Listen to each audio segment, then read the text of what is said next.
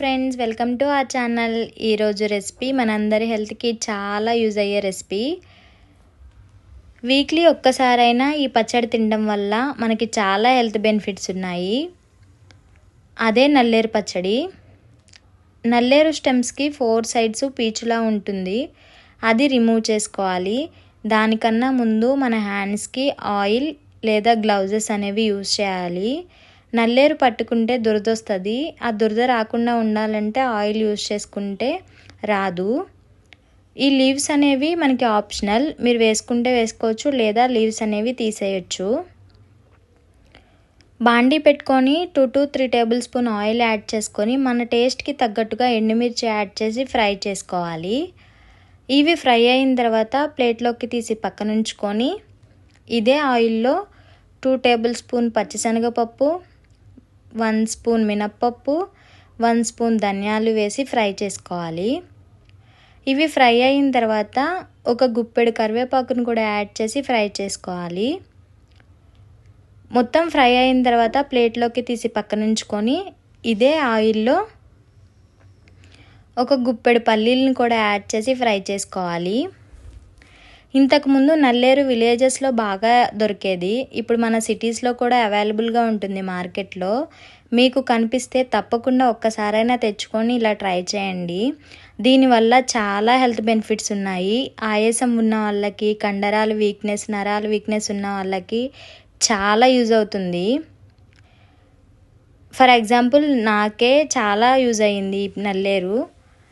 నాకు 2 years back కాలు అనేది ఫ్రాక్చర్ అయ్యింది. అప్పుడు మా మదర్ ఇది డైలీ ఫస్ట్ అన్నం తినేటప్పుడు పెట్టేవాళ్ళు. 100% వర్క్ అయ్యింది. ఎవరికైనా యూజ్ అయితే ఈ వీడియోని తప్పకుండా షేర్ చేయండి.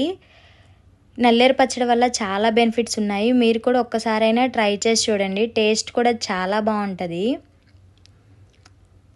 ఇలా ఫ్రై చేసి పక్కన ఉంచుకున్న తర్వాత ఇదే ఆయిల్లో మనం కట్ చేసి పెట్టుకున్న నల్లేరుని కూడా యాడ్ చేసి ఫ్రై చేసుకోవాలి.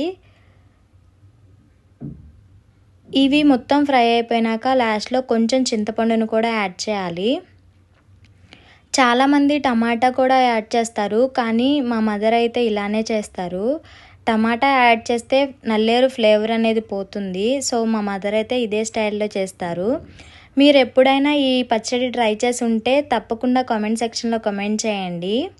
మనం ఫస్ట్ ఫ్రై చేసి పెట్టుకున్న ఎండుమిర్చి, పల్లీలు అన్నీ మిక్సీ జార్లో యాడ్ చేసి ఫైన్ పౌడర్ లాగా పేస్ట్ చేసుకోవాలి.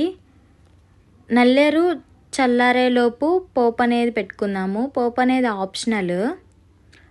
ఎక్కువ ఆయిల్ యాడ్ చేసి పోపు పెట్టుకోవడం వల్ల ఈ పచ్చడి ఎక్కువ రోజులు స్టోర్ చేసుకోవచ్చు. అండ్ ఇంకోటి, వాటర్ కూడా యాడ్ చేయకూడదు దీంట్లో. వాటర్ యాడ్ చేస్తే మనం ఎక్కువ రోజులు నిల్వ ఉండదు పచ్చడి అనేది. పోపు కోసం ఆయిల్ యాడ్ చేసుకొని పచ్చిశనగపప్పు, సాయి మినపప్పు, ఆవాలు, ఎండుమిర్చి, కరివేపాకుని యాడ్ చేసి పోపు పెట్టుకొని పక్కన ఉంచుకోవాలి. ఈలోపు నల్లేరు చల్లారితే ఆ నల్లేరుని కూడా యాడ్ చేసి మిక్సీ జార్లో ఫైన్ పేస్ట్ లాగా చేసుకోవాలి. ఈ నల్లేరు ఎప్పుడైనా కానీ మనం తెచ్చుకుంటే మన బాల్కనీలో ఈజీగా గ్రో చేసుకోవచ్చు. ఒక స్టెమ్ అనేది పెడితే కుండీలో బాగా గ్రో అవుతుంది. ఇలా ఫైన్ పేస్ట్లా చేసుకున్న తర్వాత 5 నుంచి 6 వెల్లుల్లి రెబ్బలు, 1 స్పూన్ జీలకర్ర యాడ్ చేసి పేస్ట్ చేసుకోవాలి. ఇలా పేస్ట్ చేసుకున్న తర్వాత మనం పోపు పెట్టుకున్న బాండీలో యాడ్ చేసుకొని మిక్స్ చేసుకోవడమే. చాలా సింపుల్ అండ్ హెల్త్ బెనిఫిట్స్ ఉన్న రెసిపీ. మీ ఫ్యామిలీలో ఎవరికైనా కానీ యూజ్ అయితే తప్పకుండా ఈ వీడియోని షేర్ చేయండి. ఇలాంటి మరిన్ని రెసిపీస్ కోసం మా ఛానల్ని తప్పకుండా సబ్స్క్రైబ్ చేసి మమ్మల్ని సపోర్ట్ చేయండి. వీడియో నచ్చితే లైక్ చేసి షేర్ చేయండి. Thanks for watching. Bye bye.